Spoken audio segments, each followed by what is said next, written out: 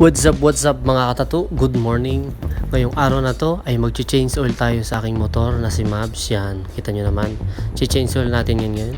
Check natin kung ilan na ba ang tinakbo ni Mavs. Yan, medyo dinagdagan ko yung takbo niya para maging 500 na. Kasi nakaraan 490 lang siya eh. Kaya ngayon buksan natin yung start niya para makita natin kung ilan na yung tinakbo ba niya. Yan, buksan natin.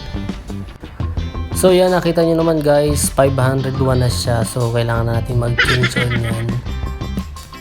So ayun na nga, tara na at palitan na natin ng oil ni Mavs. Let's go!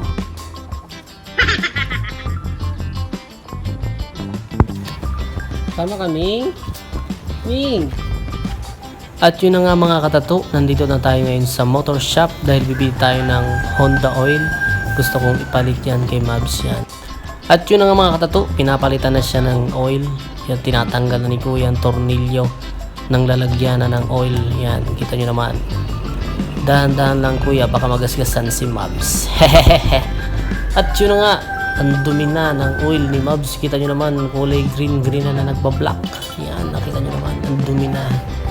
Kaya kailangan natin magpalit. Kaya, ayun na nga, tinanggal na ni Kuya at papalitan na siya ng oil. Nakita nyo naman, tinagilid tumihaya. At yun nga, ito naman, nililinis pa ni Kuya para solid talagang malinis para palitan ng oil. Yan, nakita nyo naman. Nilagyan na ni Kuya ng imbudo para isali ng ang oil. Yan, nakita nyo naman. Yan, isasali na ni Kuya. Let's go, yun. Fresh ng takbo ni Mavs niyan, mga katato. Yan, nakita nyo naman. So mga katato, hanggang dito na ang video. Sana nagustuhan nyo akong video. Palike naman and share ng aking page. Maraming salamat sa inyo guys.